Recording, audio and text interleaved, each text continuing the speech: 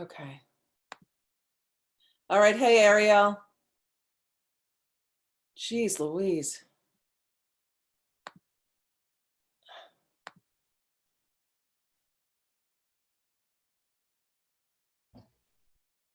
Hey.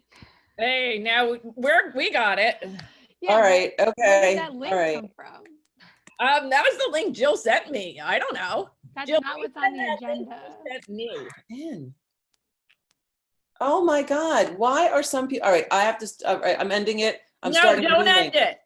I can't. But other people can't get in. No, Just- because it's the link, Jill. This is not the link. This room is not the link you have on the agenda. It's the link I sent in the email. It's the same link. But on the doc on the agenda, it's a different link, and so when it clicks, it says your person running the room is in another meeting. That's this. All right. So I'm going to remove that link from the agenda. This big giant long link works. Not it. No. No, hit the invite button, copy URL, and then send that as a link. Oh God. Wait, Here, tell I me got again. you. I'm sorry. Hold on, I got you. All right. Okay. All right, you're just doing it in the chat? No, I. No, you can't do it in the chat. Nobody's here. On the agenda. Okay, you put it in the agenda. I don't have the agenda. Working. Click That long one, here. right? Yeah. Okay. All right, let's see if people should start showing up. Holy shit.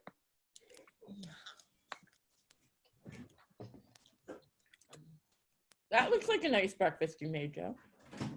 Oh, look there, Michelle came. Oh, look, here are people. Okay, thank God. Jill, you could just label me as like NJASL tech support Yeah. and just give me a call. Oh my God. No, you know what though? Because we tried to add one layer of security. Yeah. No, that shouldn't have. It's But the like link then, to the room changed. but then, well, see, I used to be able to just leave that short link and people could get in, right? So then we added a waiting room, which then was like, oh, well, you can't get in with the short link now. You need the long link because the password's embedded. And I was like, That makes sense. Oh my God. Okay. So then I tried to change the links everywhere. Yeah. All like in the past like 20 minutes. So yeah, it kept on saying, you know, you had another meeting and you were ignoring us. Yeah, that's what happened. That was my meeting. Yeah. Well, I had 5 people in one meeting. Then I had 2 people in another meeting. So. Oh, but here comes, and now people are flooding in, thank goodness. Well, I put on the agenda, I wrote working. I saw you do that. Yes. But I'm just really hoping, like, so Christina, I know you shared that link out to so many people. I just replaced it. I was just saying, have you shared out the update? Thank you. Yeah, what I did was I just sent them your agenda, so they have the new link right on the agenda. Thank you. I was saying this. You know, I think we're wearing the same shirt. Reading? Yep. Oh, yeah. My favorite sport. Oh, you have the librarian one. I have reading as my favorite sport, but it's the same top. So. Hi, everyone. Good morning. All right. Wait. Morning. I was like, how many meetings, Jill, do you have this morning? One. I know, but it kept saying you had another meeting. I know. Jill, let's just give everybody an extra 5 minutes to come in. Well, you know what's funny about that too, Christina? So my original agenda said 10:15 because typically when we are on site, it takes us those 15 minutes to get set up. So this morning, Amy said, do you still want it to say 10:15? I said, oh no, you're right. Let's change it to 10. And now I'm like, or 10:15. It's okay. So I appreciate everybody's patience. Karen is trying to get in. I'm going to make sure she saw your latest link. Yeah. Oh my gosh.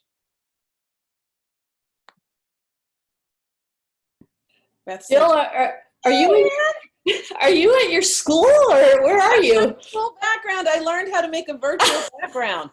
And at first I was going to put myself in this beautiful living room. At my house. And then I thought, oh, I'd rather have my own school back there. So Love it.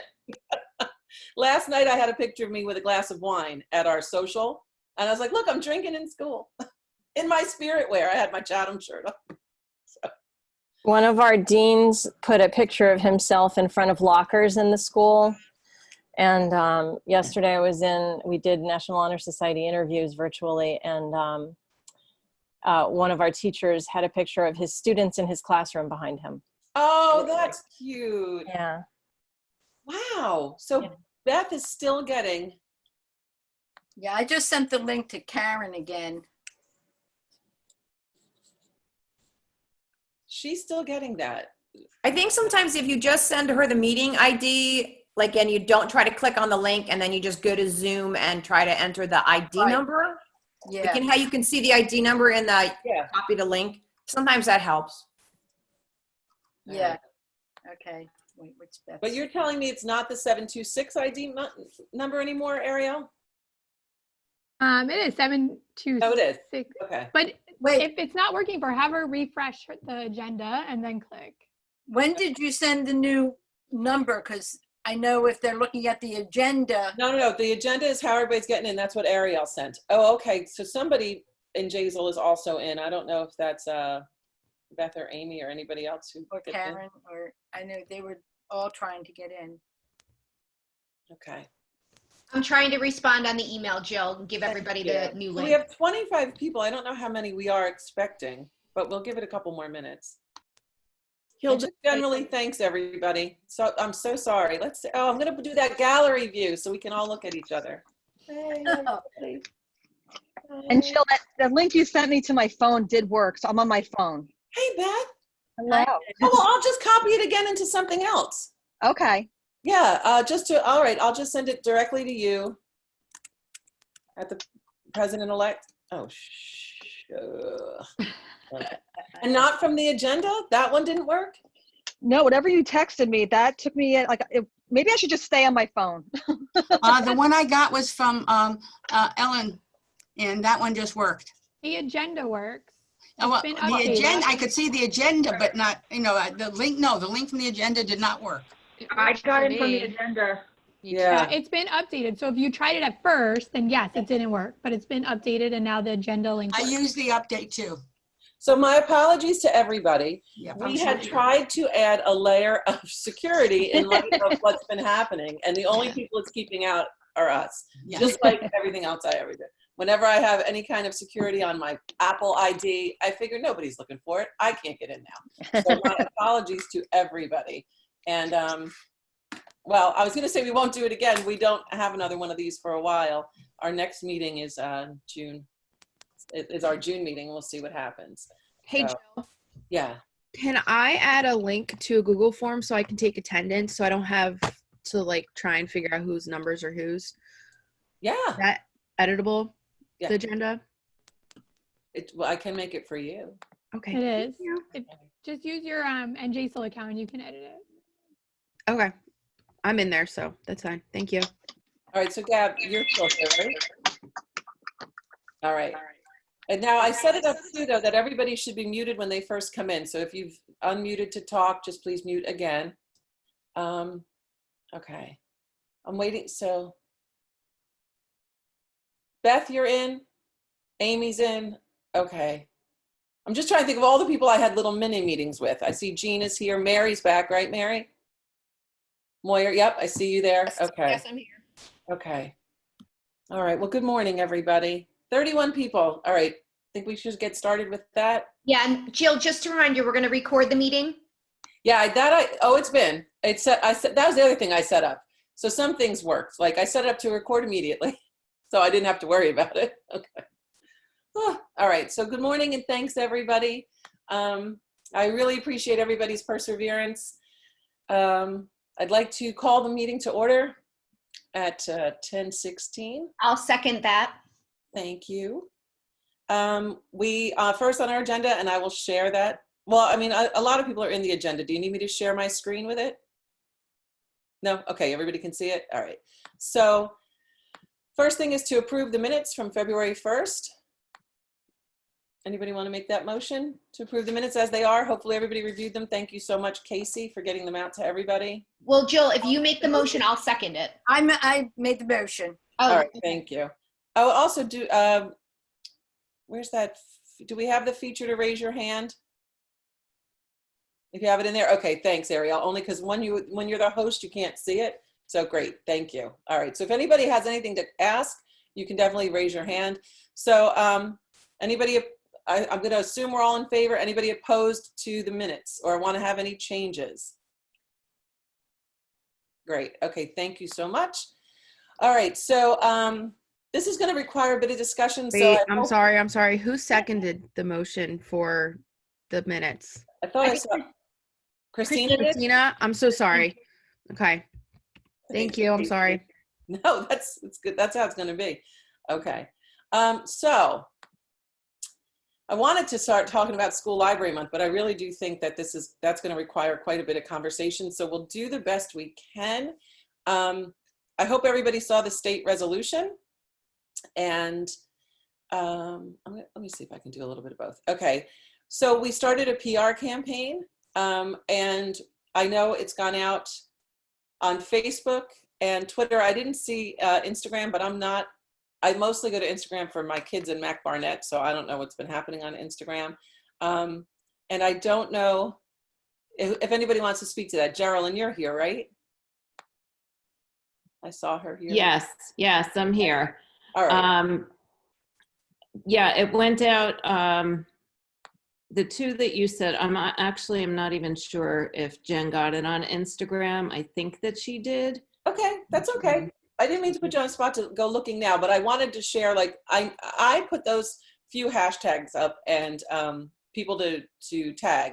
I didn't know if there was anybody else that wanted to add anything to that. Again, if it's editable for you when you're in your NJASL account, add something else that we know that we're tagging and naming the right people. So but I saw a lot of activity on Twitter about School Library Month and on Facebook. I posted on Twitter this morning with like a cute picture from Illustrator, and I used your 3 tags, but I didn't put anything else. Okay. All right. And is Dee on the call?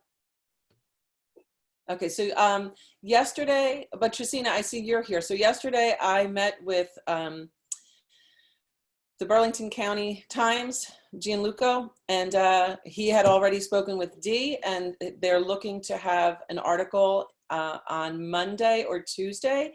And he was just very excited about being able to promote school libraries and school librarians, especially in light of all the other things he was hanging up to go work on his Corona article, and he was really happy to have a little reprieve from that and have something to focus on. I didn't know if anybody else, so we're just trying to really ask our members to sort of generate the enthusiasm around what it is they're doing using all those tags. Does anybody want to share anything different that they think we should be doing? Beth's going to talk when we get to the NJEA part, that we still have some stuff in the works with NJEA. Since we're not running the commercials again, Steve Baker had a different idea. Or do you want to talk about it now, Beth? Do you think this is a better time? Yeah, I can talk about it now. Yes, you might have seen the Google form that went out, asking what, you've been doing since your schools have closed. And we had, I think, 36 responses, and people are doing some really amazing things. And Steve Baker from NJEA, it was the person that we worked with on getting those commercials going. And, he said, it's just, we're not going to re-air them. They were planning on re-airing them in April, but he's like, that doesn't make sense anymore. And, he wants to still promote School Library Month, in a different way. And so we had a phone conversation with Steve and the new media production crew. I believe it was March 20th, and the form went out after that, and I reached out again, but haven't heard from Steve. But it turns out Dee and Eveth have heard from Steve, and they were working with him. And because we had mentioned it would be great to, circle back to Dee and Eveth to maybe kick off the new campaign and, feature the things that, many of our school librarians are doing. So I just heard back yesterday from New Media, because after not hearing from Steve after a few emails, I was starting to get worried about him, but he's healthy. And so the New Media folks said that, they've been in contact with him, so they're going to reach out personally and, see how we're going to proceed from here. So For those of you who responded to the form, you're probably going to hear back from us because we're kind of waiting on NJEA and New Media to find out what exactly they're looking for in terms of, video clips from us or, whatever it may be. And the form is still live. So if you didn't have a chance to respond to it and you want to, feel free to go in and you can add, because I had a few people email me and ask me if it was too late, and no, you can still add to it. Okay, thanks so much, Beth. Beth, I wanted to add, I think Steve may have been really busy. I'm sure everyone by now has seen the NJAA, New Jersey Department of Ed, that live lesson portal is going to happen sometime this week. So that's probably where he's been. And now that that's up and running, I'm glad to hear that, we haven't been forgotten. So that's a positive. Yeah. And Beth, where is the link if people still want to add to it or we want to promote it a little more? I'll send it again. Okay, that'd be great. Okay. Thank you, Beth. Okay. I did include a link to that, what Mary was just referencing, that website from NJEA. And when it first went out, Michelle McGreevy was so prominently featured. And then when I went to go find it again, I couldn't find the, because a lot of people from your school were on there right away. Right, Michelle?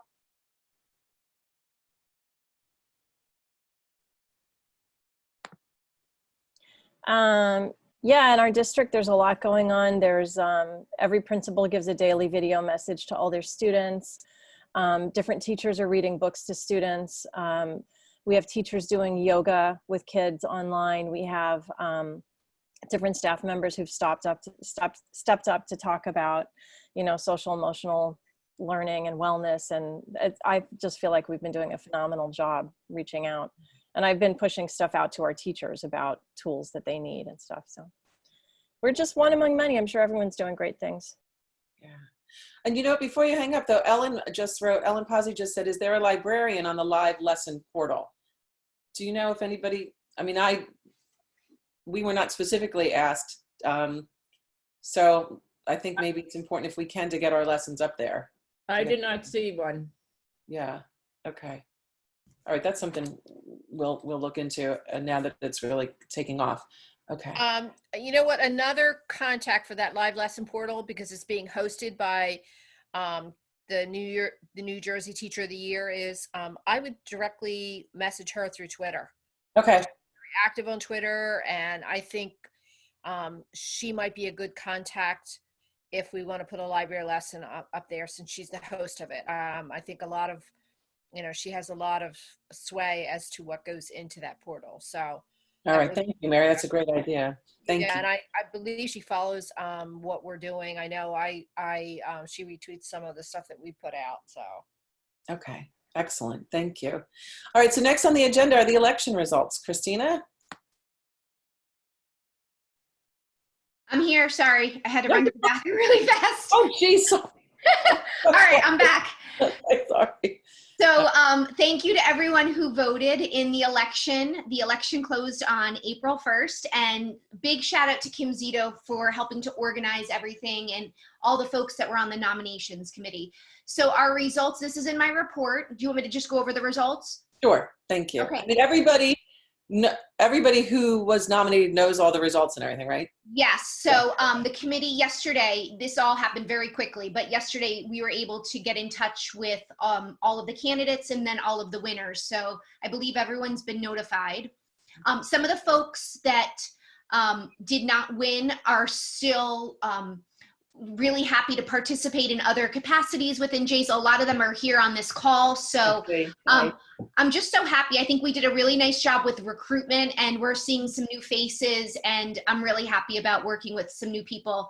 Nancy Meglio's on this call, and Oriana and Sky, and a few other people that we had talked to in the nominations process. And they're going to have an important role within NJASL. But our new vice president is Eva. She could not be on this call. Eva is finishing up her doctoral work right now, and she has courses on Saturday morning. She'll be done with that program in December, and then she'll be able to be participating in more of these Saturday calls. But She will be coming in as the vice president. Steve Tatro will be our member at large. Casey Schaefer continues on as our secretary. Beth Willoughby will be coming in as treasurer. Hilda will continue as the AASL liaison, and Ariel Goldstein will be the new ISTE liaison. Congratulations to everyone, and thank you again. Thanks, everybody. And thank you all for stepping up to those roles, and everybody who was a candidate and willing to participate in other ways. Yeah, don't worry, we'll find something that fits. So that'll be great. Thank you so much. Okay, so if you saw on the agenda, we're going to skip around a little bit just because we had invited some other people to be on, and I thought some of the like real drier stuff that we do as the board doesn't need to be for everybody. But I mean, everybody's welcome to stay on, but I just thought we'd stick to the stuff that maybe we could really get our membership behind. So officially at a meeting, I'd like to recognize Kim Zito as our new webmaster. Thank you, Kim. It's been a while now and she's been doing a phenomenal job, and I marvel at all the things Kim can juggle and just get done immediately. So thank you so much for that, Kim. Caroline Geck has also joined the Professional Development Committee, and Donna Swift, where are you? I know you're here. So Donna, I didn't know exactly if there was an official capacity for Caroline, but I know she was one of the people that had said she wanted to help out, and I was glad that that was a match. Not anything official right now for Caroline, but she did write an article recruiting other people. We haven't quite posted that one yet, but I'm just really thankful that she's enthusiastic and that she's here for us. So thank you very much, Caroline, for joining the team. Is Caroline on this call? No, but it's going to be in the official recording. So thank you, Donna. Okay, I didn't want to. And Gina Policastro, as of like a day or two ago, has agreed to manage the Twitter account, and so she's joining the social media team. So thank you so much to Gina. She didn't know at the spring meeting when she was effective, that's all you have to be, and then you're in. So she said, yeah, I'll do it, and you're going to keep going. So thank you to Gina. Now that Kim is doing webmaster, she is still at this time managing the volunteers position. And so if anybody's interested in just kind of helping to match people who are interested in participating or being a more active member of the committees or the board, the volunteer person matches that with people who have a need on the board. And then Arlen has been our LSTA liaison, and she does a great job of that. However, they are always looking for a second representative for school librarians. I think the problem has been, though, that they do meet during the day, and and they do not have virtual attendance yet. And that's been one of the things that's been kind of just a little hiccup whenever anybody expresses an interest. But if anybody knows of anyone that would like to do LSTA, that's available. Professional outreach chair, just to kind of help us coordinate all of our efforts, and that's another role that can start slow. And then the last spot was for board input for areas of support. So we'll keep this agenda going. And then if anybody wants to tap in there and say, oh yeah, there's a spot where I feel that there's a need, add it, and then it can roll over to our next agenda, or just even e-blast when we're looking for volunteer participation. So the Professional Development Committee, while you're still here, right there, Donna, if you want to speak to this is a really cute idea. Well, this is actually Beth Rath's idea, so I have to give a shout out to her. But we do want to do what we're calling either a town hall or a swap meet, an intellectual swap meet for school librarians during the Corona crisis. So we really just want to come together virtually and see what people are doing, what's working really well, what challenges they have, and see if we can share out ideas together. And that's why we're calling it the swap meet, so that we can just exchange ideas kind of in a virtual setting. So what we really would like to have from the board is input on the date. We want to do this at 3:30 in the afternoon after schools are done, but we're looking at either April 27th or May 4th. And Beth and I both feel like we should go earlier, but don't want to conflict with spring breaks. So maybe May 4th is a better idea. So if we can just get maybe some input from people, and we'll just go with the consensus of what date. The poster's already made ready to go. I just have to plug in the actual date that we're going to do it for advertising. Sure. So if anybody has an opinion about the date, if you would just put it in the chat, we can just see who's got an idea, and then we'll go from there. Thank you. Donna, that's such a cute idea. And I know it was well, wait, is Beth here? Beth Rath? Yes, I'm here. Hey, Beth, do you want to talk a bit about it or what sparked it? I think it was the AASL town hall meeting. It was just so overwhelming. Things were going by in the chat really quickly, but it was really comforting to know that other librarians were having the same issues. I'm kind of in the place where people are saying, please don't send me things, I'm too overwhelmed. And it's very isolating. And also being a K-5 librarian, I'm a little bit isolated from my students, except for the Zoom calls I've joined in on.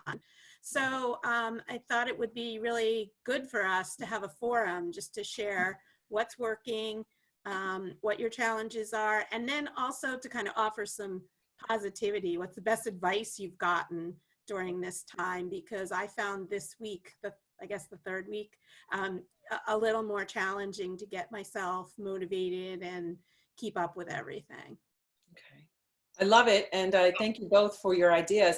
I also was thinking, you know, after you had started to put that together, I thought, you know how we were saying maybe we should have a board member featured in the bookmark? I was wondering if we should have a meet the board Zoom like this, like just open it to the membership, and or find out like what's available, what do you want to know, like a Q&A of, I want to get more involved, I don't know how, and just have like our board, our committee chairs, things like that. I just think this is a great way, like we can just keep capitalizing on this forum now that we're, well, other than like an hour ago when we were really feeling good about how the Zoom meeting stuff worked. So we're just going to keep ironing out all those glitches. But anyway, I just thought that might be a nice way to continue to reach out to the membership. So I thank you both for getting that started. Okay, next we're going to talk about, so any other, we're going to get back to the treasurer's report, but is there anybody else from a committee that wanted to share anything about what's happening with your committee, your subcommittee? Can I jump in as bookmark real fast? Yes.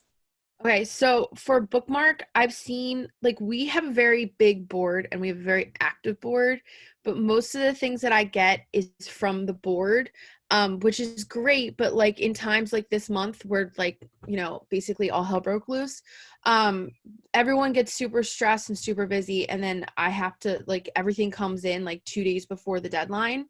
So I don't know if we need to have a conversation about either when the bookmark comes out or when the deadline is, or about the times that they're coming out. And I know that this month is like a terrible example of that. It's really not and shouldn't be compared to past years, but I really do want to have a conversation about whether or not, and maybe that means that I send out, like, basically I put in my report, should I be sending out this year within the next month or so a Google form to the membership and saying, what do you like about the bookmark? What do you like about this? Do you want a different deadline? Because almost every submission that I get from the general membership is an apology, or is this okay? I don't know if it's good enough for the bookmark. And I think that, like, maybe just reaching out and saying, listen, we just, like, I keep replying, I just want a picture. Send me a picture with your name and what's going on in your classroom, and then I can share. I don't know if that maybe will take those walls down a little bit, but the bookmark, especially with it being promoted the way it is going through EBSCOhost, people take it as such an official thing that they like freak out about sending things in. So that was just my one thing that I've noted the past couple months, that we've seen a steadily declined entry of things, where at first I was getting tons of emails and now I'm getting like 8, which is hard. So I don't know. Please pipe up, tell me what you think. Okay. So I can see some stuff happening in the chat. So if other people want to continue to add there, but you know what, Casey, I think anytime you can get membership feedback, that's a great way to go. So if you do want to reach out to them and say, what are you looking for? And then I do wonder if, like, because it gets published and then you ask for new entries like 2 weeks later, maybe we could push the deadline 1 more week.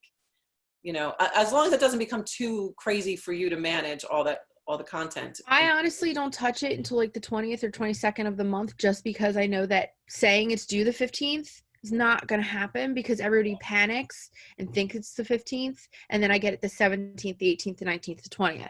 Yeah. So that's fine. I have no problem with changing it a week later or anything like that. Whatever's going to help. Yeah. But I definitely welcome other comments here. And if you want to, I don't know, Casey, if you want to take a minute to read what the chat's saying. Oh yeah, I'm responding there too. Oh, great. Okay. I know it's so hard to read it at the same time. Okay. Anybody else from any committees? because then I'd like to move on to our affiliates with the Billy Gandhi Award recipient. Hi, everyone. Before I give you that, well, build it up. I would like to thank you, especially all the New Jersey librarians, library media specialists, who attended the AECT webinar. I sent reactions, and if you still have more reactions, please, what you feel about it, they would appreciate it because this is helping them. I will tell you there were 3 webinars that we did through AECT, one for the international to find out what was happening internationally. Then we did ours, and then we did one for the higher ed. And the second one, the K-12, had the most people joining. And I think about 1/3 of them were from New Jersey. So AECT really appreciates reactions and everything because we're talking about doing it more. And a special yay to Beth Thomas. A lot of people commented, even non-New Jersey people, that they liked it. And they really, I've gotten comments back about the Wakelet. I mean, I know Beth put it up, Josina put it up. So they really liked it. And so AECT is also gathering a listing. In fact, I just did the compilation of it, compiling all the ideas that they've gotten from other places, and I have to add the Wakelet to it. So that's going to be an ongoing thing, and I will send that out as soon as it's finalized. Some ideas we already talked about, but there are a couple other ideas on there. So, all right. So I think every year we do the Billy Gandhi Leadership Training Award in memory of Billy. And this year, this person doesn't need an introduction to the board and a big build-up because you all know her very well. And it is our brand new treasurer, Beth Willoughby. Congratulations to Beth. Beth has already submitted proposals to present at the conference, at the AECT conference in October so far. She has a poster session and an Inspire session that'll be 45 minutes. And so she has already done that. She's registered. She's now an AECT member also. And so she is already involved with it. And I also want to thank Donna Swift because I know Donna talked to Beth as last year's Billy, and that's the way it goes. Start thinking about it.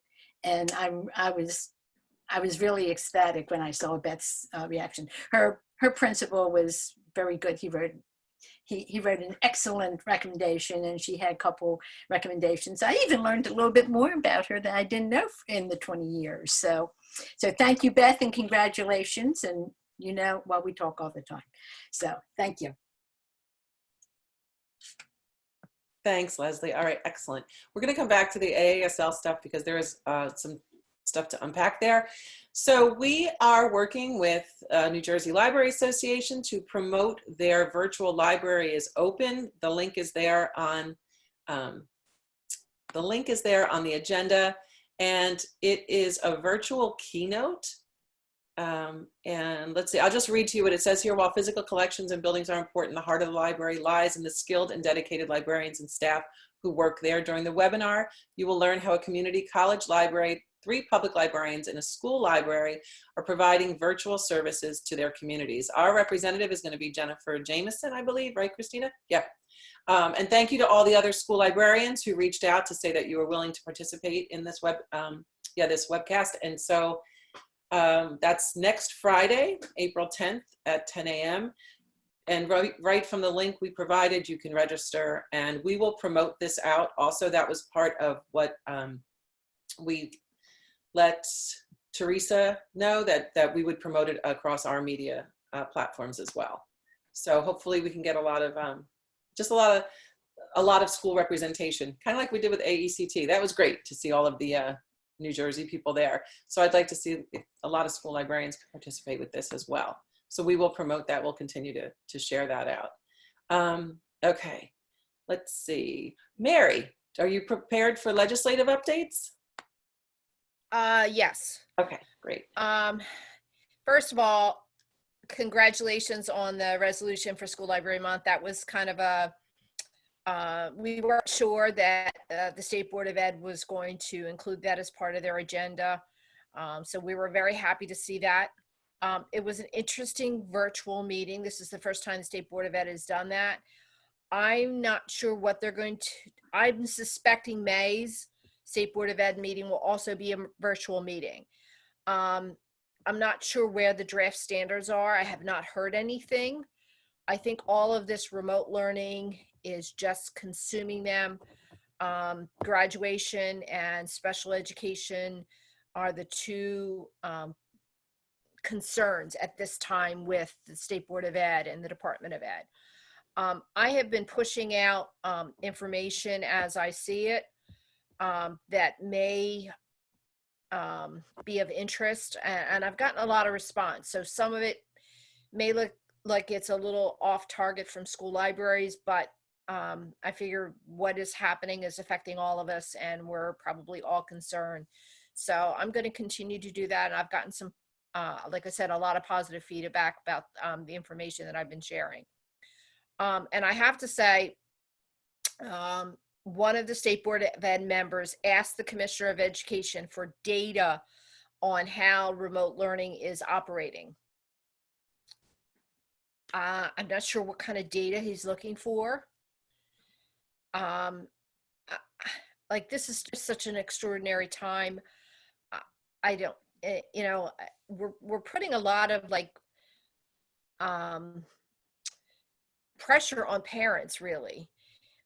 So I was so glad that one of the other State Board of Ed members, Joe Ricca, who is a superintendent in a school district in New York, but he lives in New Jersey, talked about, you know, maybe we need to relax a little bit and, you know, reassure parents that they're doing a good job and not, you know, he didn't come right out and disagree with the other State Board of Ed member asking for data, but it was really a pushback to that request for data. And I was so glad to hear a State Board of Ed member talk about the humanity of this time period and to, you know, kind of, you know, maybe we need to relax a little bit with our desire for data. The task force is meeting on Monday, and I think the whole idea for the legislation right now probably needs to be recalibrated a little bit. I'm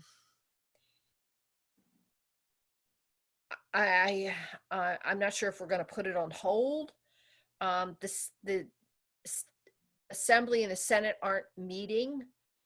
As a matter of fact, they have pushed back the state budget from June 30th until September 30th.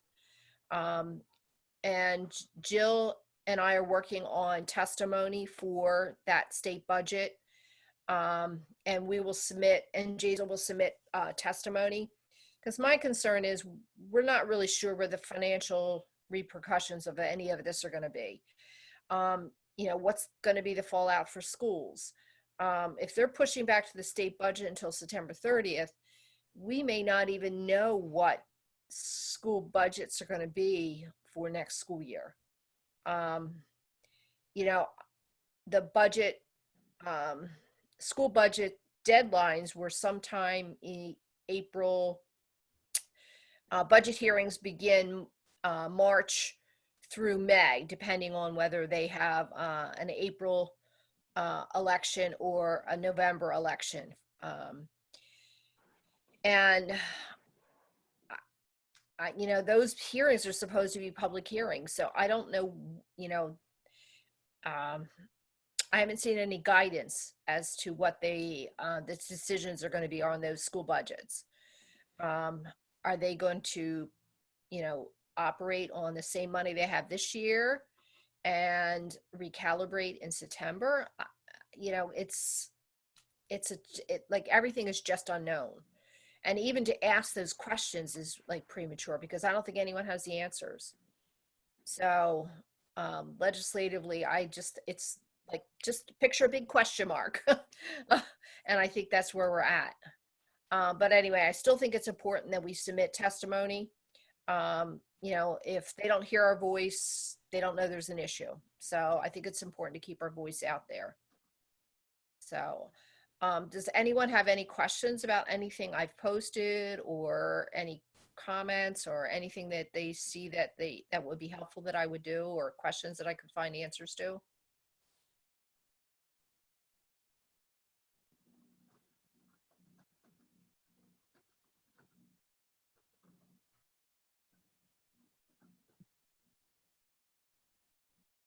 Okay, I was going to say, and if anybody does, or they're thinking of something, please put it in the chat. But Mary, thank you so much for keeping us as updated as you can. And you're right, like there are so many unknowns, and we won't even have an idea of where this is taking us for a while, unfortunately. Yeah, what the impact will be, not just on the school budgets, but just across the board. Yeah. So thank you. And I do appreciate this when you especially said like, oh, a little bit of good news. That's always helpful. So thank you. Okay. Oh, you know what? Actually, I had this as something we were going to wait on, but Juliet, are you still on the call? I know she was going to try and join us. Yeah. I am. Just trying to unmute myself. Okay, thanks. Thank you for being here. Thank you. So Juliet is here from Library Link NJ, and I thank you for working with us. How's it going over there? We are doing well. How are you all doing? Hope everyone is doing well. And thank you all so much for everything you're continuing to do to support our students in these trying, unprecedented times. Yeah. We are doing well. We are keeping our heads up and hoping that that whatever we call normal will sometime, hopefully soon, return. Our biggest challenge right now is in the area of budget. Mm-hmm.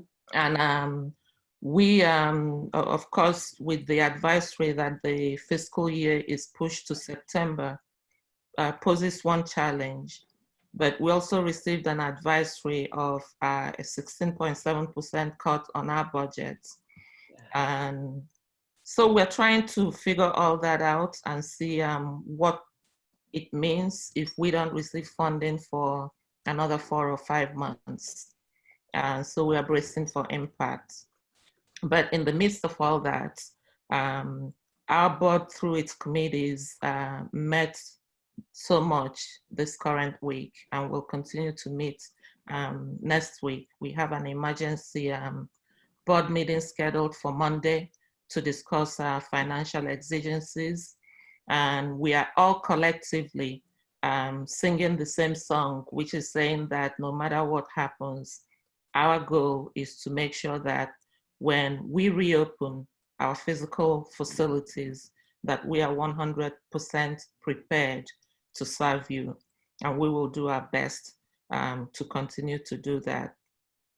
On the positive side, our Mentor NJ team rolled out a portal, an engagement portal on April 1 this week. And that portal is designed to create opportunities for people to connect, engage, and just hang out with each other. What's impactful is that within 24 hours that portal opened, 60 people registered for some sort of engagement. And that's powerful. And so I shared the link in the report I just posted.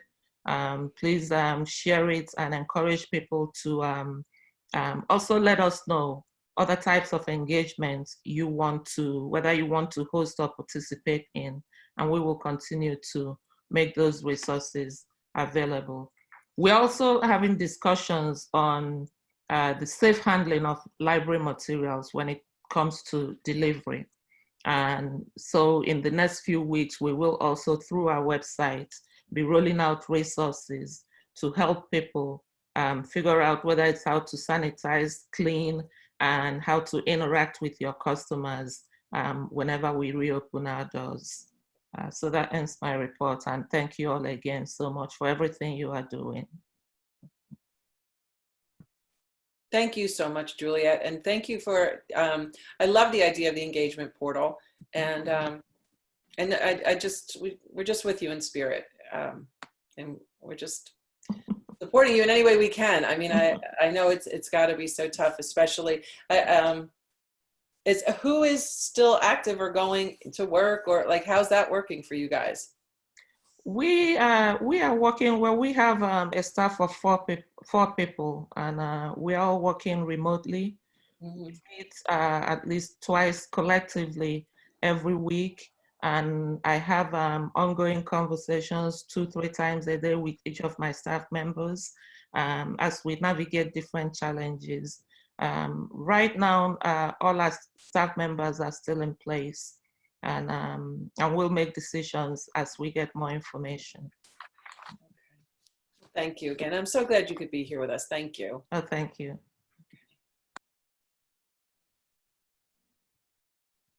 Before we move on, I also want to invite any of our other affiliates that are here. Sharon, anything you want to share with us? Yes, good morning, everyone, and how are you all doing? I've been reaching out to mostly the folks in public libraries, but the same question sort of, I ask all of you, how is your mental state? Because the thing about it is we're all, as you mentioned, getting inundated with things to share with our communities and parents and families, and there's just so much that I said to them, look, guys, don't expect to keep doing as much as you did when the buildings were open. You need a little bit of a break yourselves. So we've been talking about mental health for staff as well. But I've been sharing as much as I can. I guess that's what we've all kind of been doing. And the state library has a COVID-19 LibGuide, and that's where any new stuff is being put. I can tell you all that Andrea Lewandowski, my colleague, and I are very, very concerned with the internet accessibility for students in areas that that don't have internet. We've been taking a lot of webinars from around the country, around the world on, and Christine, I can answer that too in just a second. We're going to do a survey, whether it's going to be self-reporting. We actually have all the data of public libraries that have Wi-Fi, enabled Wi-Fi, and we're going to put it all onto a map and share that so that you can share that with students, with teachers, so that they can let students know that they can go to a library if it has a parking lot, and if it can be safe social distancing in a car, that they can hopefully access the Wi-Fi if they don't have it. So that's one of the things I'm working on. That we're not to the point yet where we can publish it. Thank you. Yeah, that's I mean, I know that we are all talking about the challenges in effectively meeting the needs of our students, but when you're talking about the greater population like that, especially when we always say, like, it's times like these when people really depend on what the library can provide them, and if they don't have access to it, it's a real challenge. So thank you. Yeah, and thank you too for all of your updates that you keep sending, because they're so useful, they're so timely. So thank you. Anytime. Okay. Is there anybody else on the call, like any of our? Oh, I can say one thing about, well, maybe I shouldn't say this, just, I mean, I can, I guess. The NJASL conference, there's something about a time period where they have to wait till a certain time to actually notify everyone that it's going to be postponed. That's all I can say. Don't quite know. Well, I've heard rumors of when they hope it will be, but it's definitely not going to happen in the end of May. It seems like there's contractual things with they can't let everybody know until 30 days before the event or something would have taken place. But it's going to be postponed. Okay. Wow.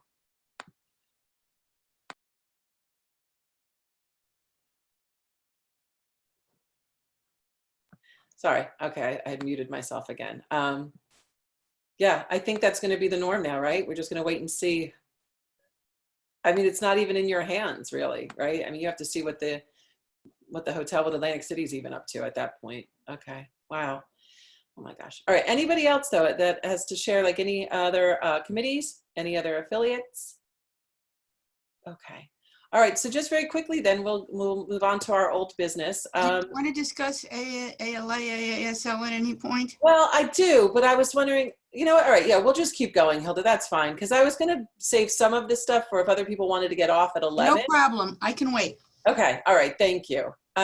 Just very quickly, so that if anybody needed to leave at 11 and we could get on with other business then, we're going to actually go right to the Future Ready. I'm so sorry. I'm going to move because I do know Alyssa's here to present. We've been waiting for her to present on this for a couple of meetings, and now all the planets aligned in that everybody's schedule. Well, we're all pretty much just stationary. So that allowed us for Alyssa to be here today and talk about the future of what Future Ready librarians looks like in the state. Anyway, Alyssa, I can share my screen and present your slideshow. Do you want me to do that while you talk? Yeah, that would absolutely be perfect. Okay, all right, let me do that then. Okay.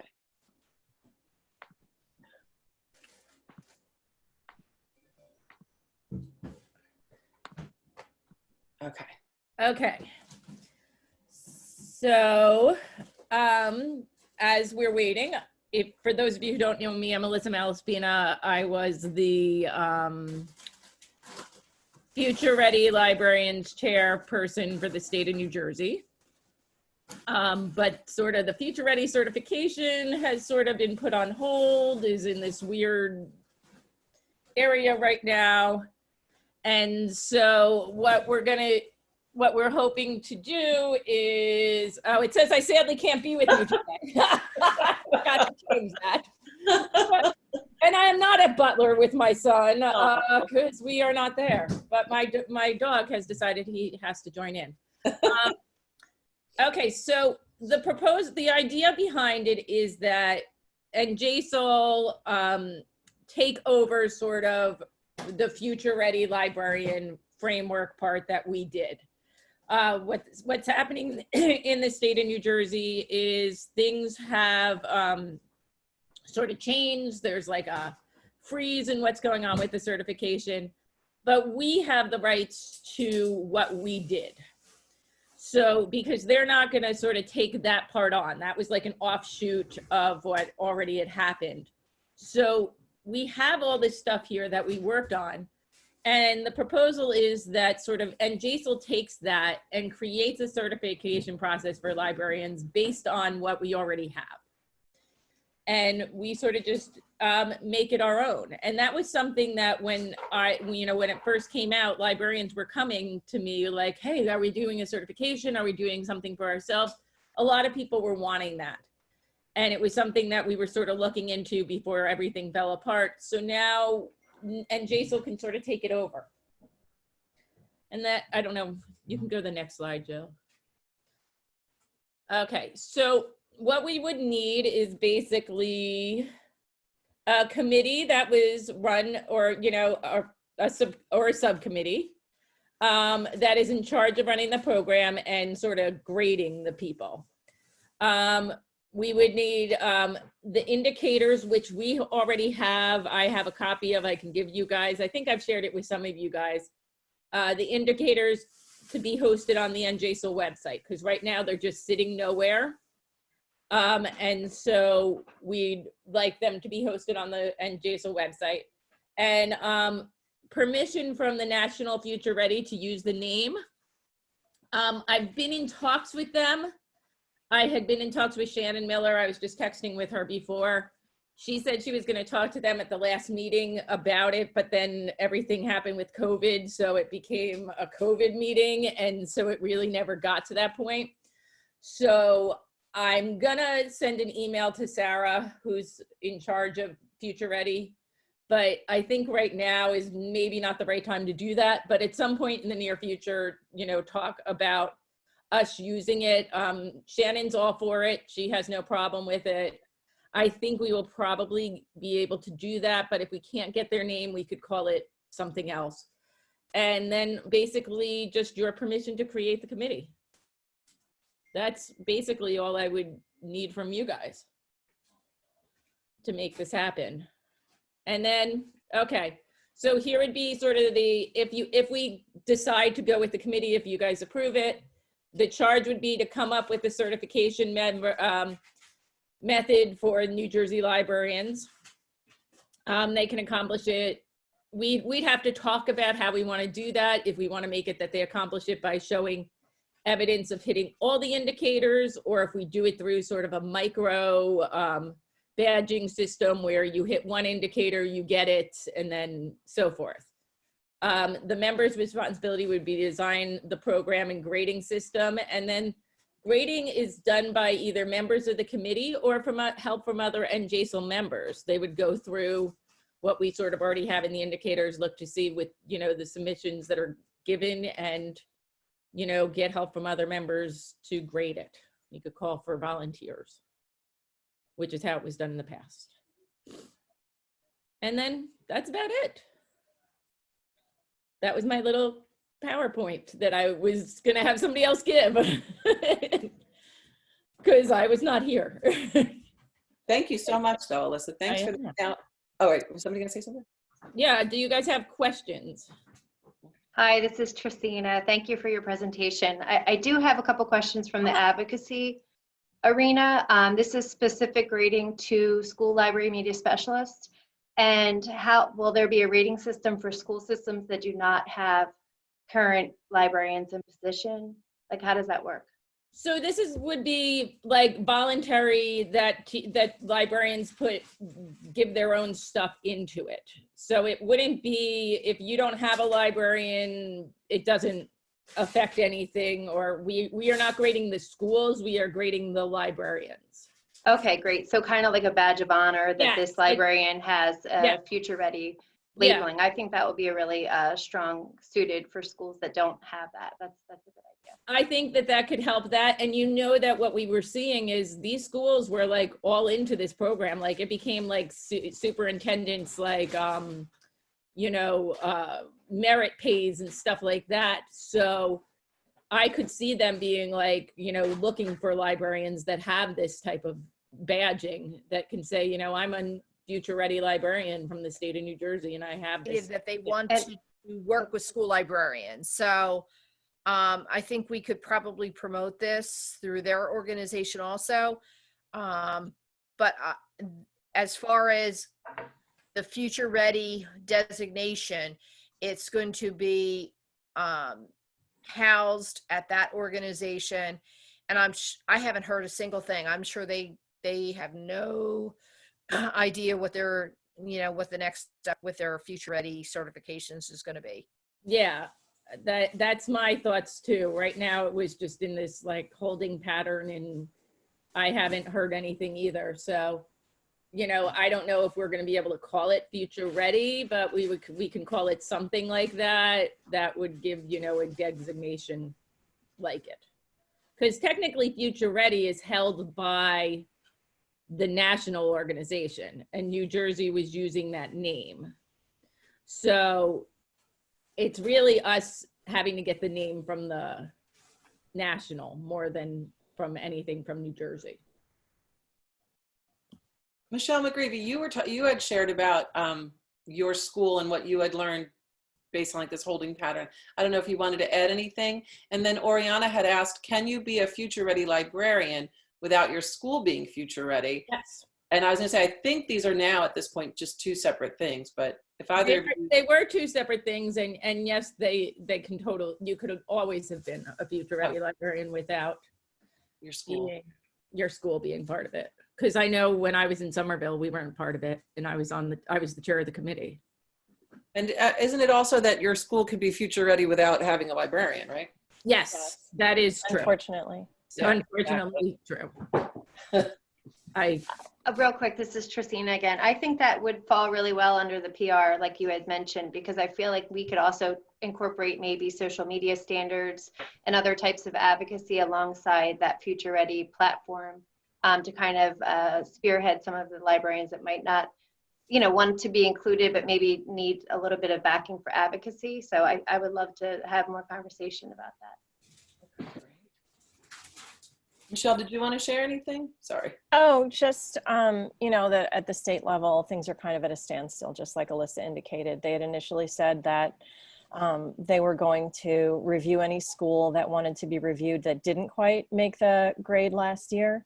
And then they came out with a follow-up statement that they weren't going to do that. They were just going to revamp, study and revamp all this indicators next year, and people could kind of try again. So kind of came to a standstill at the state level.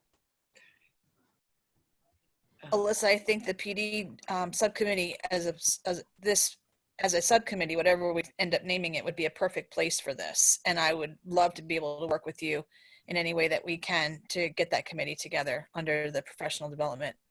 Yeah, I think that is the perfect place for it to go. I volunteered to sort of lead the way on that, like take over this part of it, just because I have the understanding, having previously done it, but it doesn't have to be me, but I am willing to help you guys run this program and work with you guys to make this happen, because I really believe that there was a lot of hard work that went into it. There's some really good things. We have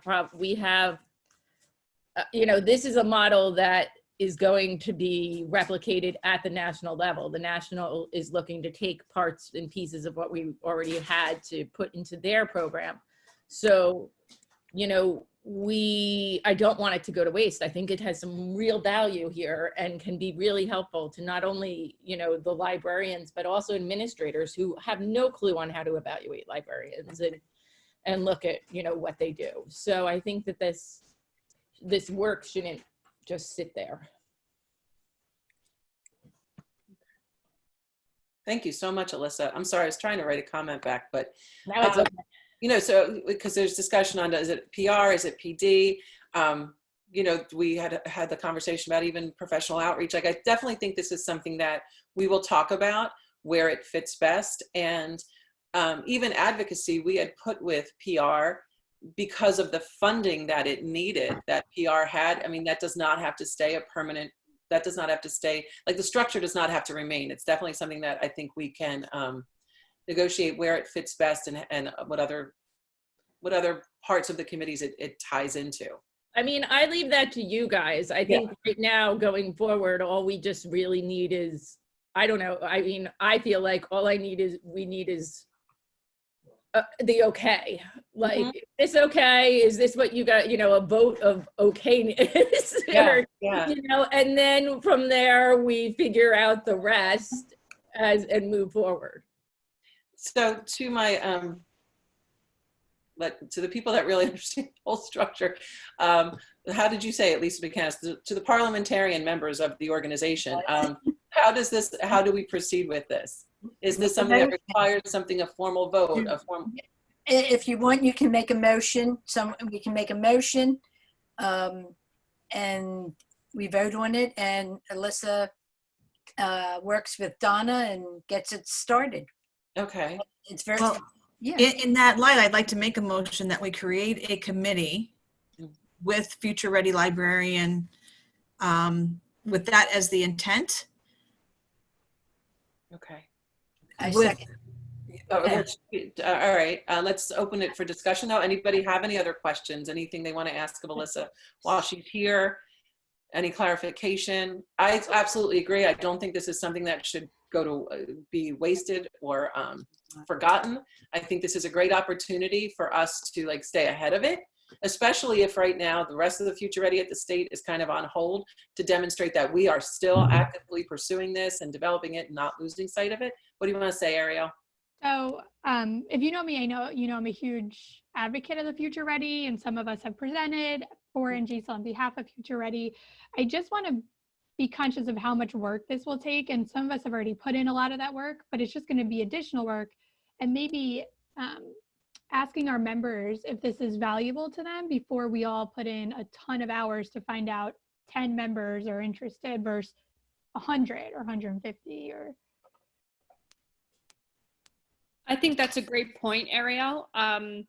Not that I don't think there's value in this, but we are stretched thin as an organization with few people leading, you know, like we have a hard time. I agree with you, and not to diminish the value or the importance of this at all, but just to take a more realistic and pragmatic view of really what this would entail, and what the buy-in is going to be from membership. So I agree with you. I think that is, I mean, something that you may want to do, but it is not the only real work coming in. We have the structure is basically set up to go. It doesn't take, I even have the, like, you know, the sheets on, like, you know, submission sheets, basically. It won't take a lot of work to get the program up. It's the only work really would be anybody, you know, the grading system that comes about with it.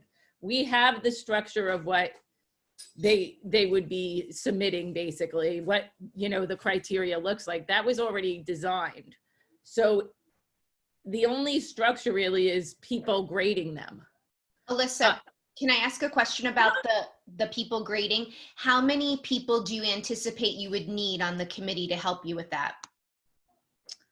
As many as you want. It can be, you know, it depends on the amount of submissions we get, but, you know, it could be just a few people. You know, and it also depends if we move to a micro credential versus looking at a whole submission thing, which is something that we would have to figure out. But I think, you know, amongst volunteers from our organization, we wouldn't need that many. So I have just a couple of comments. First, just if you go ahead and we vote on this, I would amend the motion to say subcommittee rather than committee, if it's going to be under the Professional Development Committee. But more importantly, what I've been thinking listening to this, I think I agree with what Ariel said. This is a lot of work, and I think we need to answer the question why. My biggest concern with adding a credential to school librarians in New Jersey is that it kind of sounds like we're saying school librarians who are credentialed aren't good enough. And we need to make sure that they have this additional, have met these additional requirements in order to be good enough. I'm thinking of a lot of school librarians that I know who would never qualify to be a future ready school librarian because they're required to be a school librarian for 3 or 4 different schools or an entire district. So they can't really meet with students, or school librarians who don't have a budget, and it's entirely out of their control whether they have a budget. So if this goes ahead and we do something like this, that has to be a serious consideration in making requirements. And I just think we really need to answer the question of why do we need this? Are we saying that obtaining school library media certification in New Jersey doesn't make us future ready? Have we not always been future ready?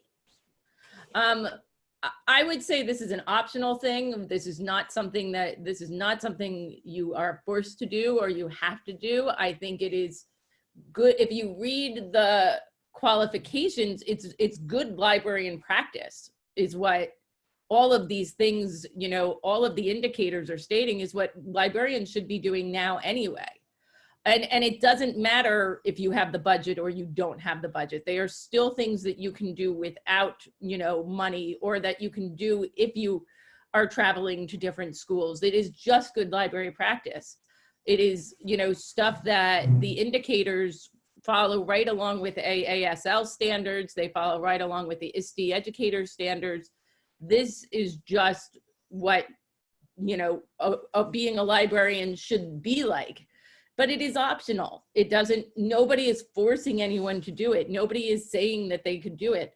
But I could see, I personally would love this to be my PIP over some of the other crap that I am given to do that has nothing related to me. You know, or I would, you know, that is where I could see it going, is that schools maybe, you know, ask librarians to do stuff like that as a PIP or a personal development plan, or you propose it as that way. But I don't, nobody is making it as, you know, I think, you know, something that is forced upon anyone. So Mary, I think those were excellent points. And I think the micro-credential route kind of might serve some of those things. But I think if we're going to be the ones, and we're supposed to be supporting our members, right? That's why we're all here on a Saturday morning, regular, right? We would have to offer some sort of PD to match all those indicators, right? So, and then the other thing I wanted to bring up besides that, so that's PD that needs to be arranged. We need to find people to run it. We need to find a time to run it. It could be online, it could be in person, but there's a lot of elements that come into that. But I think we also need to update those indicators every few years, and that's a lot of work.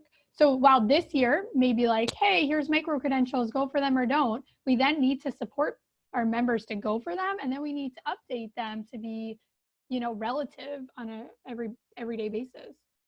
Well, and I think, speaking as someone who's, to be perfectly honest, I've done it both ways.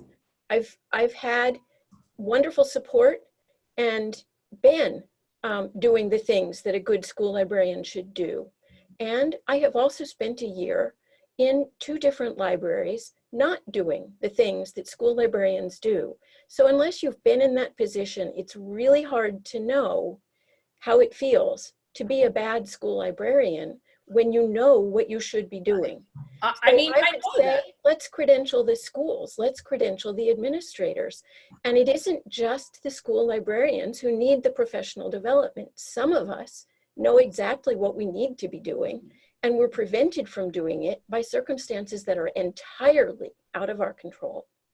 I see a hand up from Trisina, so I just want to call on her, and then I think I see. I also am getting a lot of comments behind that we are not really ready to vote on this yet today. So I want to hear from Trisina, a couple other people, and then this is maybe something that would require a broader discussion. And even when we look at our June meeting and our planning meeting, how we can incorporate this in. But I absolutely love that you brought this to us, Alyssa. So go ahead, Trisina. Okay. Yeah, thank you for letting me speak. I think it's a really healthy discussion, and I agree. I see it on both sides. But as someone who sat at the table and worked on indicators at the Future Ready platform a few years back, I got highly discouraged when schools were being considered exemplary without a school librarian for digital media, digital literacy. So I do think it is a healthy conversation. I'm not sure, Elisa, if and I'm sorry if I pronounced your name wrong. Okay. If there's something that we can work towards at the national level to make it more suitable, like what Mary is saying, for the librarians who, you know, are seeking the PD but maybe aren't supported in their school libraries, or, you know, are managing 3 or 4, you know, are aware of the indicators and are trying some type of platform for that. I think if we had more visual of what the checkoff list is and what we're taking on. I can, let me see if I can pull up for you. And maybe send it as a format, like, so we can all kind of really look through it. If Yeah, that, if that works best. You know, I can share with you all the indicators because they're there. But I have seen it on both sides. I've also seen it where I've gotten frustrated seeing that school systems were being considered exemplary through Future Ready at the national and state platform without a school librarian. And we had put in the indicator, you know, with school librarians, and yet these schools were being able to be titled differently, and titled highly, and had no school librarian. Somebody else was taking over that role. So I do see both sides of it, the spectrum, that it is something to consider, but I do want to make sure that it's also for those school librarians that are, you know, it is in their code of ethic to be part of this platform. It's not going to be discouraged by the, you know, by the community or the school system that they work for. So there was nothing on the we couldn't stop schools that didn't have a librarian, sadly, from becoming future ready. There is in New Jersey that, you know, wasn't a given, though I agree that that shouldn't have been that way. Right. Well, I had worked on the indicators where we actually put in specifically under the direction of a certified school library media specialist. I worked, so you know, it was a little frustrating when they were getting exemplary and that was completely overlooked. So I think it would be nice to have us tagged within school systems, but also with the consideration that it's maybe a little bit of a checkoff list through PD, and not necessarily like what Mary was saying, if you're in a situation where you really aren't able to have this as a daily part of your routine, there's some type of, you know, working room for each librarian. I agree with you. And so the question about the PD, there's a lot of PD that has already been done around all of these indicators that is already out there. So I don't feel like we would have to fully reinvent the wheel all the time for our librarians. I mean, National Future Ready does webinars very often on almost all of these indicators and has a lot of, you know, PD out there. Now, if we wanted to host something, we could, but there's also lots of stuff out there that is already done to do that. So getting back to Ariel's point about, you know, worried about all the PD. It's you guys, you know, you guys need to make the decision. I am here to answer questions. You know, but I do believe that it would be something good to have for the New Jersey members to have this ability to you know, get a little extra certification from. Okay, so where we are right here, I don't believe we're ready to vote. Okay. I do think it requires us, though, to maybe meet as the committees that we talked about where it might fall under, to really just talk about it with the committee chairs, the executive board, to just kind of see where we feel this will go, and then to survey our membership. So again, okay, well, I understand the legislation better. What do I do now? We brought it up, we put it on the table. So do you need a motion to table the motion? Yes. I move to table the motion. Move to table the motion? Okay. I'll second that. Until June 6th meeting. Okay, excellent. All right. Okay. Did you get that, Casey? Where'd she go? Oh, there you are. Did you get that for the I'm note? typing as furiously as possible. Mary motioned, and I believe Donna Swift second, right? That's correct. Okay, to table the motion to the June 6th meeting. Okay. Got it. All right. Okay, thank you, everybody. Okay. Alyssa, thank you so You're much. welcome. All If right. you need anything from me, let me know. Okay, thank you. I'm just going to do a quick scan of the agenda. Gonna get off the meeting.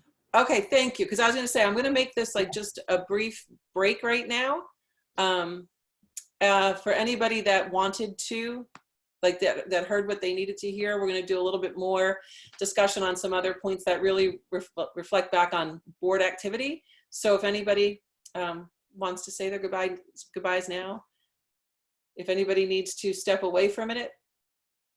Okay. I think I'll say my goodbyes then. I don't know if you really need me for the rest, but I also just good luck with the rest I of don't your know meeting. what you have to do today, Sharon. I do have to say that we have an award that we give out for best practices in early literacy, and I have to call all the winners, or rather, I have to email all the winners. So that's what I have to do. Oh, good. Yeah. All right, but I mean, So I do want to be respectful of people's time. So thank you so much. Bye, All right, everybody. Thank you. Thanks. Okay. All right. Okay. All right. So just we'll just keep rolling along then, and we'll get back to the other parts of the agenda. And I'd like to start with Hilda, who's been so patient. If you want to give your AASL update, and then we'll talk about our concerns and the commendation that I still want to submit. My bookmark article and my report, you know, I've been referring to the fact that everybody should know by now that the ALA conference was canceled. but that ALA had started undergoing a major revamp before this. Just like every association with librarians has been dealing with loss of membership over the past years, you know, as we've lost librarians, ALA has too. And so they are moving to the new headquarters. They'll be there by the end of April, supposedly. I don't know if that's getting delayed now because of COVID. If it is, I will let you know. Not that it's going to affect you directly, but you should know. And there is a restructuring that goes along with it. Needless to say, sometimes your messages to your question for AASL maybe not get answered as quickly, still go through me. I have contacts who will answer me very quickly because you have two things going. One, they have the same COVID anxieties as everybody else. They are also pretty much working from home, except when they're involved in they were involved in packing. Meanwhile, when you restructure, there are going to be job losses that nobody's specifically saying, but I'm sure the staff is tense about. So you have a lot of pressures going on there. And so just be aware that they're still there. They're still working really hard. The staff at ALA and AASL is absolutely fantastic. I've worked with them for so many years. There is a pandemic page from ALA. They are the ones who are putting out information. Somebody asked about it. I think Christina did. How do I sanitize when we come back? You know, and it's ALA that has been finding out stuff. By the way, the answer to that question, which I told Christina, at best right now was they're saying, and it may get updated, is quarantine all the books for 2 days when they come back. Don't touch them, leave them there, and then get them back. And as far as my own personal suggestion is yes, you're going to be dealing with a monumental shelving problem. As somebody who moved into, started up a brand new library with 8,000 books that were shipped, I have, if you need it, I have some suggestions on how to get volunteers and people to organize it and get those things shelved. And so that's the ALA AASL edition. You're Hilda, still muted. Hilda, I have a question for you. Yes. And I think this probably also applies to Christina. She and I had both registered for the legislative day, which has which had been canceled like weeks ago. And I've been waiting to. I can't hear you. I think you got suddenly muted. Mary, email me about it and I will get the contact information to you and get the information back to you.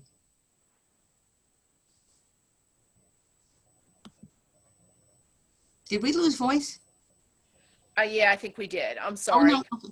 I was asking about who might be the best person to contact about refunds for Ledge Day. I will find out who the person is. Right now, as a matter of fact, for ALA conference, they're giving us options ranging from making a donation to ALA to getting a full refund. So there's a range of things. I haven't decided yet, but I have to make up my mind by May 29th automatically because that's their cutoff. So anyway, just let me know, Mary, and I will find the contact person for you on that. Hilda, it's Christina. Can I ask you a quick question about ALA Annual? Are they doing some virtual stuff? Yes. Are there going to be some sessions? Okay. There's probably stuff coming. I think, you know, they're just trying to get their heads together with all of this. What they're going to do, for example, I know the meetings of the committees will be going because we're doing virtual committee meetings anyway. So I'm expecting that. Programs, I don't know yet. Again, we can check on that for you. It's a good question. I will check on that and I will let our members know as well because hopefully some of them signed up since Chicago is such a comfortable place for us to go to for annual.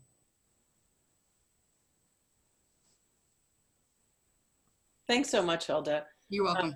Yeah, I know there's just a lot happening. Yeah, because I've been trying to say that I did want to get reimbursed, and it says an email will come, and the email never comes. And so I'm thinking I'm going to Let me know. I will find out again. Work that out. So thank you. I do want to let everybody know that NJASL submitted 2 concerns to AASL. One was for guidance for associations to provide professional developments to members based on the new AASL CAEP standards. That was the one that Hilda drafted. Do you want to speak to that at all, Hilda? Yeah, I just want to let people know, you know, it's very interesting. AASL came out with new standards 2 years ago. As an instructor of pre-service school librarians, there are standards for the students so that they become librarians, you know, with the information they need that AASL expects them to have. Rutgers works directly under ALA-AASL because they offer the masters. But there are several schools in this state, including William Patterson, for which I teach and where Dr. Ellen works, that work under CAEP, C-A-E-P, but it's still AASL standards. So they had to upgrade or revise the standards to meet the new AASL standards. And what they came up with is quite brilliant. It's extremely well done, but it's a tremendous reordering, and things that you would expected to see aren't there, and things that you say, oh yes, are there. So there are 5 standards. One is learner and learning. The other is planning for instruction. Third is knowledge and applications of content. The fourth is standards. The fourth standard is organization and access. And the fifth, which is the one, of course, I love most, is leadership, advocacy, and professional responsibility. The thing is, there are, of course, indicators underneath it. My concern and NJASL's concern was these, in a way, are stressing different aspects of our job from the ones that we may have learned and gotten our degrees from, and they're valuable where they're putting the emphasis. So it seemed to me it might be a good idea for AASL to help us create professional development for use at our conferences to get librarians who've been around for a while up to speed with these new standards, which are called the ALA, AASL, CAEP School Librarian Preparation Standards 2019. If you want, I will send you a link to them. And matter of fact, I may probably put it in the chat and anyone can look at it. Okay? Let me go get it now. Idea to add that to the chat. Thank you, Hilda. The other concern we put forward was in respect to the struggle we're seeing in getting people to step up to leadership roles and staying there. So we asked that AASL should develop a task force to create a toolbox of best practices for developing leaders. And we'll see. Now, Christina had asked in the chat, Hilda, what do our concerns from last year stand? I mean, one of the concerns was an advocacy concern. And so when we brought it again at midwinter, you know, it was like, oh, well, that was a concern brought up last year. But what happened to it? Do we know? No, not as far as I know. Remind me and I will see, I will check it out if I can find anything on that one. Yeah, Hilda, I almost feel like after the concerns are logged, I want to make sure that AASL is still keeping those in check and still reporting back to us about what's happening with them. One of the things that's coming up with our task force is we're asking for more support from AASL, and I'll reach out to you separately on that, Hilda. But I think that one thing we're looking for from the task force is to see how is our national organization monitoring these concerns and keeping track of them. I understand. I have to check. There used to be on the AASL webpage a list of, you know, a history for under what was then affiliate assembly of concerns that have been done, you know. And of course, once a concern is passed onto the board, they have to work on it, and they must report back to us as to what they are doing about it. So we get that much. So if you want anything more specific than that, let me know and I'll get it to you. Okay? Okay, thank you, Hilda, because yeah, I think we do want to know a little bit more about it. Okay. Okay, All no right. problem. All Just right, let me thank know you. specifically what we want and I'll get it there. Excellent. So those concerns had to be formally presented by the end of February. Now coming by May 1 is a formal commendation. Now last year NJASL put a commendation forward to recognize our partnership with NJEA, and it was passed over. And there was a little bit of a controversy about it because the argument was that we were commending ourselves too much, but then but another organization, another state, theirs got put through. So right after that, there was some executive discussion and they've changed the parameters. And now, in addition to what we had put forth last year with the way NJEA supported us, and the article was in the review, now we have our commercials, we have all this other stuff. And I do recommend that we continue to look for that commendation to NJEA. So Christina, and it might even be in the stuff that I have under your president's folder. I want to look for last year's commendation, and I just want to modify it to recognize what's happened this year as well. For sure. I'm happy to help you with that. And I'm sure Beth Thomas has a few things to add.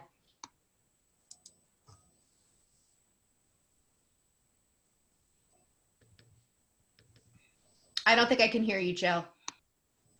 No, I said I couldn't see Beth now, but I'm looking for her to shake her head. So yeah, okay, excellent. There you are. Okay, great. So that's something I'm excited about because I really do think that will happen then this year. And I think that will really just be an additional thank you to NJEA for all of their sponsorship and support. Okay, so we're going to get back just on track. So the Treasurer Finance Committee, Jean, we have any updates from you? I know there were some conference updates, and we do have to approve Lisa Christie's contract for next year. So those are the two things under treasurer. Right, so for the finance, the first one, so basically to help out our budget, we were getting a payment of $750 monthly from our investment account. And that usually was fine because in our investment account, the dividends was about $9,000 a year. Well, given that now we don't have all these expenses in our budget, we are fine. We could stop that payment and just let that money sit there for whatever's going to happen, because I'm sure we're not generating any money at this point, any dividends. So I guess I just want to put a motion to the board that we make an amendment to the 1920 budget and stop the $750 monthly payment from Raymond James starting May 1st. I can second that. Okay. And the finance committee, I mean, they all agreed with this too, so. Thank you, Jean. Okay, and then the other, hopefully everybody was able, oh, go ahead. Do we need a discussion and vote on it, or? Oh, you're right, I'm so sorry. Oh. Is there anybody, I can't see in the chat, I apologize. Hilda, oh no, you're just making the link, Hilda, okay. Okay, anybody have any discussion on it? Okay, I'm so sorry, it's so hard to balance the chat too. All right, all those in favor? Okay, I'm gonna presume that's good. Anybody opposed? No, okay, great. All right, so it passes, thank you. And anybody abstaining? Okay. But Jean, I thank you so much for so responsibly managing the money. And yeah, so the fact that we're not traveling anymore this year, do you want to speak to the conference? Oh, so as you know, the report, if you looked at the February report, hang on, let me just get my everything up here. So you can see that we're doing well. I don't have my reports up, so now I got to figure out where they are. We did really well with the conference, and I think if you look at March, so I haven't reconciled the March yet, but we're going to be up to what did I say, 29,000? I got to look in my email that I sent out to everybody. So we're making we made a good profit. Yeah, and that's going to help us for next year's budget. Was that right? Was the next number going to be 35? I feel like I saw. No, yeah, I was going to say. Unfortunately, I don't even have my. That's okay. That's all right. But I congratulate Beth on the success of her conference. So that was fantastic. But again, Jean, thank you so much for leading us so responsibly. And thank you for agreeing to work to stay on to really kind of help Beth with her transition. You've done just an amazing job for us. So thank you. Thanks. Sorry, there's somebody entering my room. We can't see him. That's what I said. I said, if anybody needs to walk by, I have this fake background, so that's good. Okay. Also, so hopefully everybody got to look at the link to Lisa Christie's contract. I can share it on my screen, I suppose. Does anybody need to see it? Let me do that screen share.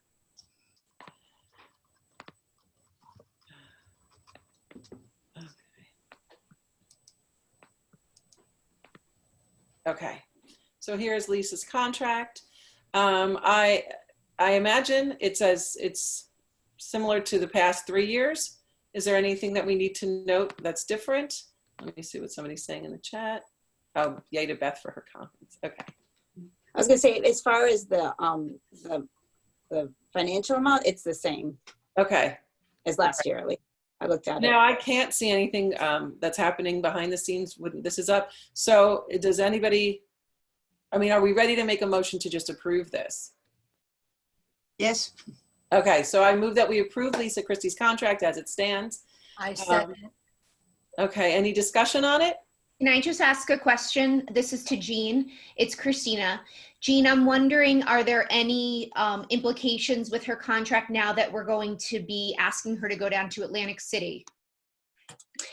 Right, so I think in the past, we didn't have as much travel, and I think we have a little bit more travel. And there is a part in there, yeah, for travel, $85 a day. Mm-hmm.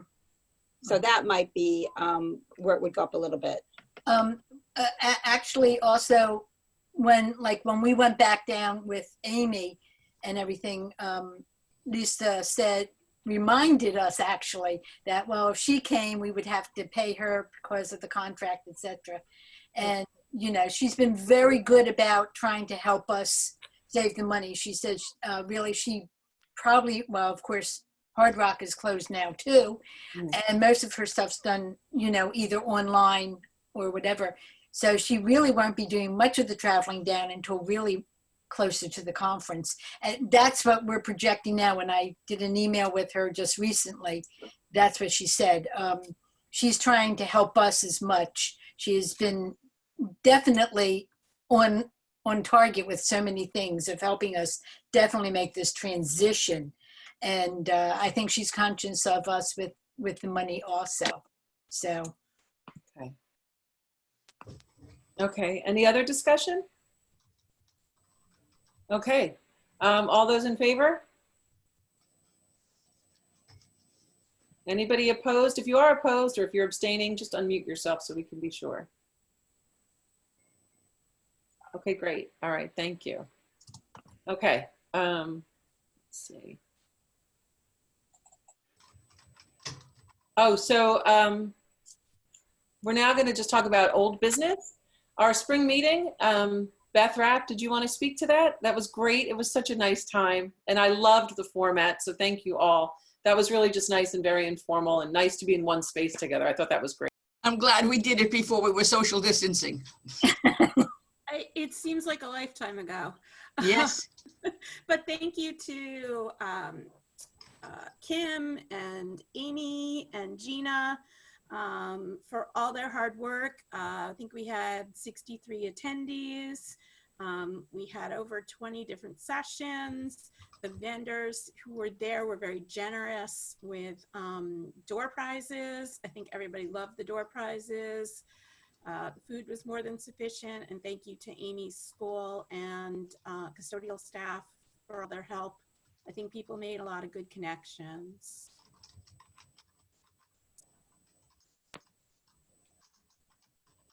So Beth, I don't know how we're going to get more giveaways if we don't have meetings to go to and collect free swag from authors. That was amazing.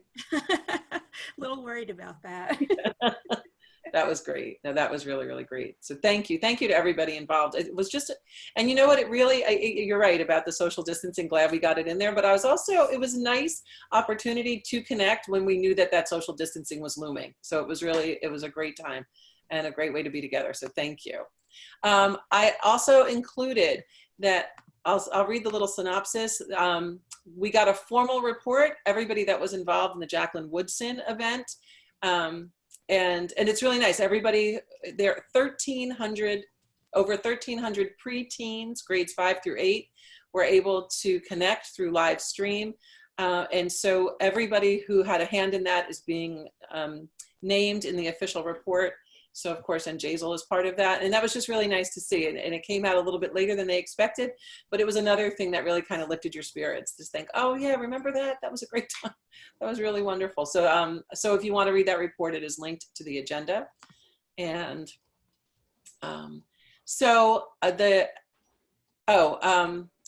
did anybody, so we all did our part with the draft standards, which was great. And as Mary has already addressed, we'll see where that leads. I think that's what I did this morning, like while on board. What's that? Are you talking to us? Oh, okay, okay. Sorry.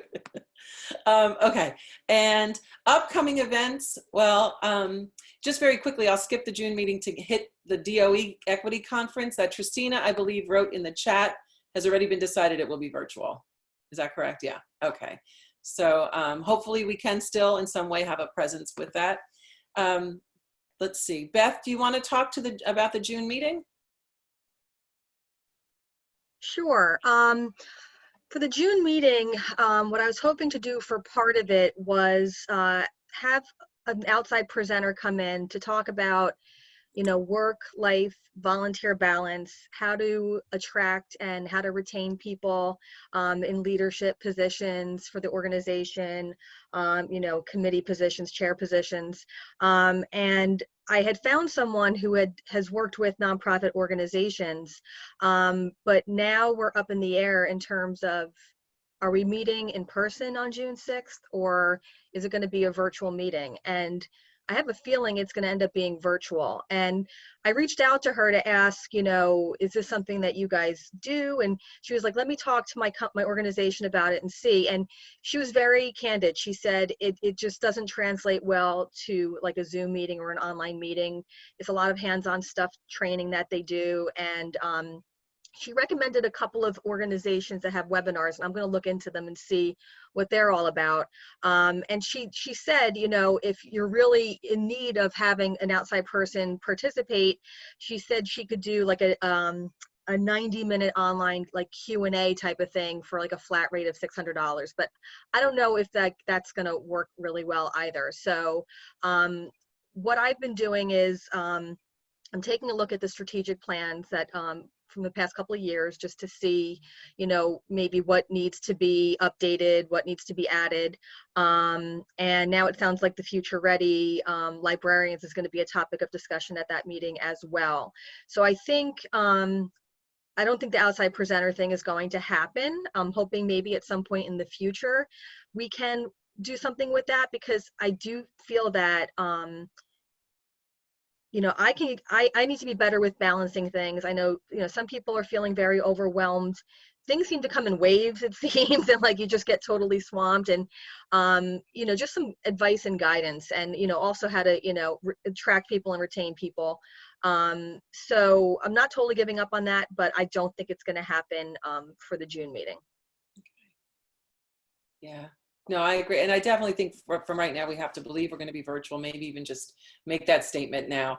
And I really loved that idea. And I do hope we get back to it, because it was Hilda that taught me that Pareto principle.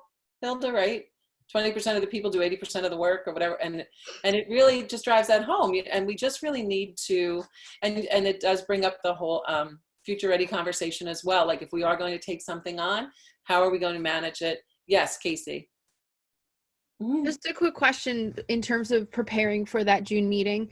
The emails that had gone out to, I think just maybe the board, about making basically like a procedural manual about your position to pass along, which I think is fabulous. But I was just curious about whether or not we were putting out a template you wanted people to follow. I've been searching through my drives to see if I could find anything. I can't, but like that would be, especially in jobs like mine where you have to follow a certain template and certain things, like having that to pass along to someone will take like a huge burden off. That I was just curious about whether or not we wanted to follow a certain thing. You wanted the procedures, like the manual set up in a certain way. Like, so thank you for that. So that was Christina's suggestion when we first brought it up, have a template. So I sent it out without a template. So then I started to really kind of create something, but it's very, like, it's in a real skeleton stage right now. So I think I'm gonna just get some of the executive board input on just what it really should look like.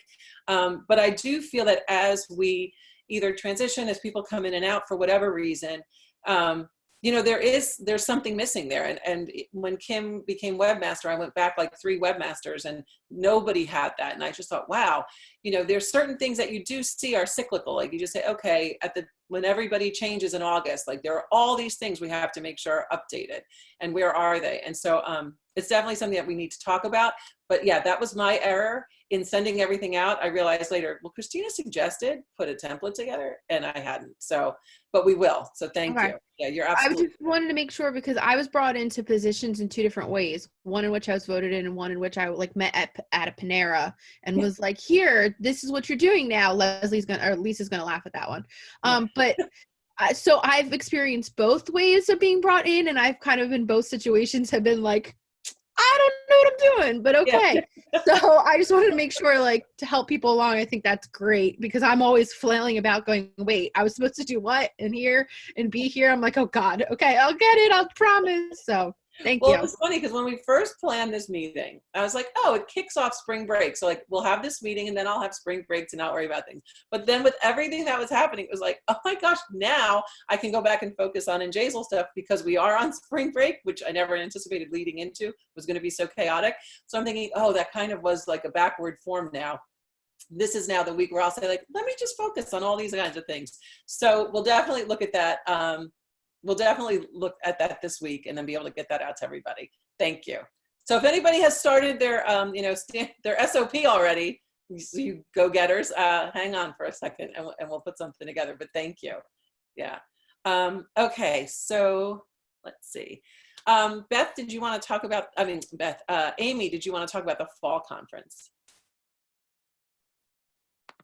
Sure, I'll keep it really brief in the interest of time. We had our first full conference committee team meeting. What's really important to know is that on Monday, the call for proposals is going to be blasted out. Thank you to Geraldine for helping me understand how that all works. And we are going to have a new even earlier deadline than we decided at last Sunday's committee meeting.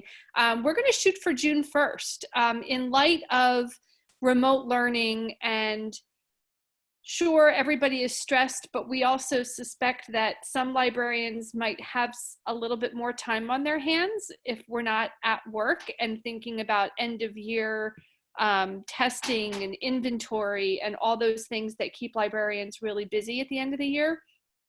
So we're going to go ahead and shoot for June 1st. If we have to extend it, we will, but that will help Fran get all the information needed for the waiver earlier. It'll help us publicize sessions earlier so that hopefully when everything resumes normalcy in September, people can hit the ground running in requesting those days, being, you know, with the ability to be very specific about what they want to attend and why, and whatever support they need to put together for their district. So that's really the newest thing. We're going to, thanks to Kim Zito. Don't you feel like today's like a thanks to Kim Zito meeting, right? So I'm going to actually remind everybody, actually, Kim, I can't type and speak at the same time. So Kim, if you could put the Weebly address in the chat just to remind everybody that it's there. But she also had the great idea of adding the option to do a call for proposal in a Google form format. So we will still have a Word doc, but we will also include a Google form, which just something, you know, for some people, me included, that just feels a little faster. It feels a little easier. For other people who prefer Word, we'll have that as well. So that'll be, look for that on Monday. And for anybody on the call who isn't yet aware, our 2 confirmed keynotes are authors Alan Gratz and Tom Engelberger. So we're excited about that. And yeah, it should be Kimsey Appreciation Day. So yeah, so that's where we are with fall conference. Thank you so much. Yeah, and so we are going to try and keep to our schedule, even though we started late. So thank you for that. Upcoming events, next year's meeting dates, Beth had shared them with us. I couldn't remember if we need to vote on this or not, or Beth just shares it with us. No, Leslie? Okay, great. So thank you, Beth, for getting those dates together. You know, I know originally in the bylaws, there's a certain number of meetings we're supposed to have in person, and this year just took that right away. So we'll see what the future holds. Let's see. Actually, Jill, all these meetings, you know, virtual, they all count, just like our 180 days count. No, but I feel like, and I can go back and look, I felt like there were certain number of meetings that had to be in person. And I was like, oh my gosh, okay. Because I thought, forget it. Yeah. But, okay. So this is just a note that the retirement, State Librarian Mary Shute is going to retire. I feel that we should acknowledge that in some way as an organization. I don't know if just like a letter, which is fine, or a proclamation like we did for Joanne, but that's something to be keeping in mind. Deb Ketchell's research, she's proposing it again, and we did sign a letter of support. I feel like this impact of COVID-19 on our role, that's a lot to unpack there, and we can look at this in smaller groups, PD and PR and social media.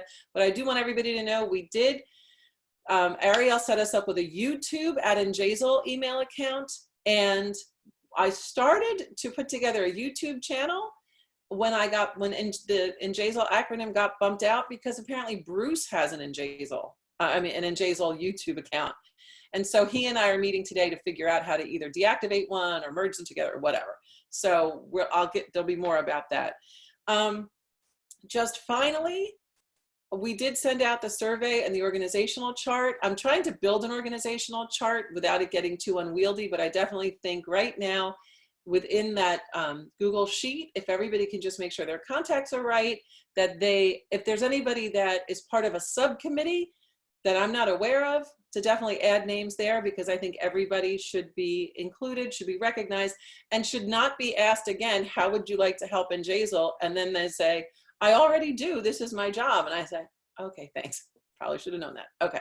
And then also, we're just trying to get, thank you to everybody who has done the Google form. I'm just taking a read on the board because there's been a lot of good feedback. Both like I've been on the board a while, you know, I know exactly what I'm supposed to do, and I'm newer to the board, and I really didn't know. And that's exactly what we're trying to find out. So anyway, okay. So I think that's where we'll stand for now. Anybody have anything for the good of the order? Anything else? God, the chat is wild. So let's see. I'll try and make sure we address anything. Anybody want to just jump in if I'm not seeing you in the chat? And I can definitely resend the survey and the org chart. We'll send that out again. Okay, anybody else? Okay, then I moved at noon. Happy noon. I'd like to adjourn the meeting. All right, so we have a couple seconds. Yay! Have a good day, everyone. All right, everybody be well. Thanks so much for your time. Healthy. Yeah. Yep. Great meeting, Jill. Right. Take care, everybody. Take care, everybody. All right. Thank you. Thanks. Okay. Save the chat. Recording.